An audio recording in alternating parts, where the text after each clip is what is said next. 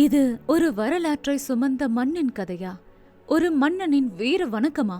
இல்லை ஒரு மறைந்து போன வீரனின் உண்மையான போராட்ட வரலாறா? இந்திய சுதந்திர போராட்டம் 1857 தொடங்குச்சுன்னு வெள்ளையர்களை எதிர்த்து கிளம்பினவங்க முதலாவதா மங்கள் பாண்டேன்னு நம்ம கேட்டிருப்போம். ஆனா உண்மை அதை விட ஆழமானது. இந்தியால முதலா ஒரு தாயக வீரன் வெள்ளையர்களை நேருக்கு நேர் எதிர்த்து கோட்டையே தன் கட்டுப்பாட்டுக்குள்ள வச்ச வீரர்.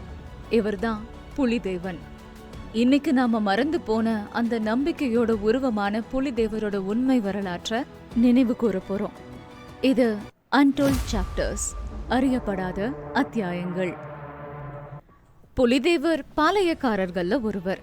இவர் நெல்லை மாவட்டம் பெருங்குடியில பிறந்தவர். புலிதேவருங்கிற பேரு அவரோட நம்பிக்கையையும் ஆவலையும் சுறுசுறுப்பையும் பிரதிபலிக்குது. இவர் நாயக்கர்கள் குடும்பத்தை சேர்ந்தவர். ஆங்கிலேயர்கள் ஏற்கனவே இந்தியாவோட வடபகுதியை கைப்பற்ற ஆரம்பிச்சிருந்த காலகட்டம் அது. அவங்க திருநெல்வேலி, மதுரை, ராமநாதபுரம் உள்ளிட்ட பகுதிகளை தன்னோட கட்டுப்பாட்டு கீழே கொண்டு வர முயன்றப்போ தெற்கு பாளையக்காரர்கள் சிலர் உறுதியோட எதிர்த்தாங்க. அவங்கள புலிதேவர் தான் முதன்மையானவர். புலிதேவரும் மற்ற சில பாளையக்காரர்களும் ஒன்றா சேர்ந்து ஆங்கிலேயர்களை எதிர்த்தாங்க.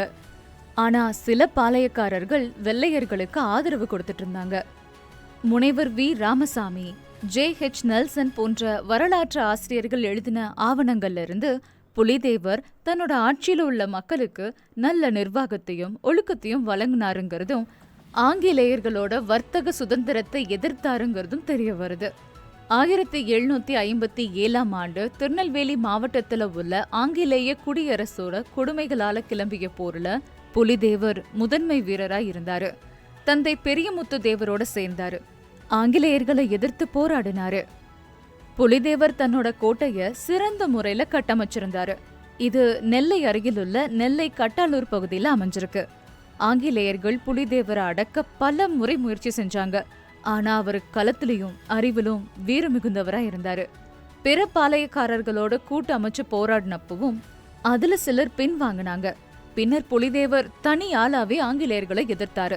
அவர் சிறையில அடைக்கப்படலங்கிறதே வரலாற்றோட வியப்பான உண்மை. பலர் சுட்டெறியப்பட்ட போதும் அவர் ஏமாற்றமே இல்லாம தன் சுதந்திரத்தின் நினைவா வாழ்ந்தாரு. இறுதியா அவரோட மரணம் பற்றிய தெளிவான பதிவுகள் இல்ல. ஆனா 1767 அவரோட போராட்டங்கள் முடிஞ்சதா சொல்லப்படுது.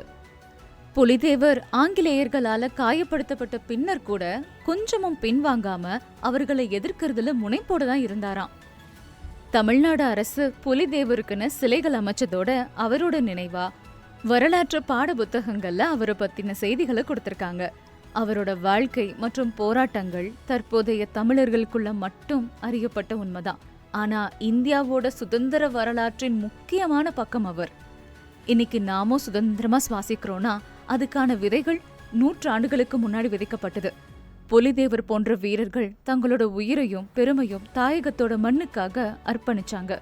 புலிதேவர் ஒரு தலைவன், ஒரு தாயக போர் வீரன், இந்தியாவோட முதல் சுதந்திர வீரர் என்ற மரியாதையை நிச்சயமா அவர் பெற்றிருக்கணும். நாம இன்னைக்கு அவரளவுக்கு நம்ம சமூகத்துக்கு ஈடு கொடுக்க முடியாம இருந்தாலும் அவரை மறக்காம நம்ம சந்ததிகளுக்கு அவரை எடுத்துட்டு போகலாம். இதுவே அவருக்கு நாம செய்யற உண்மையான மரியாதையா இருக்கும். புலிதேவரோட வீரமும் நினைவுகளும் வாழ்க. You're watching The Untold Chapters. மீண்டும் சந்திப்போம் இன்னும் ஒரு அறியப்படாத அத்தியாயத்தில்.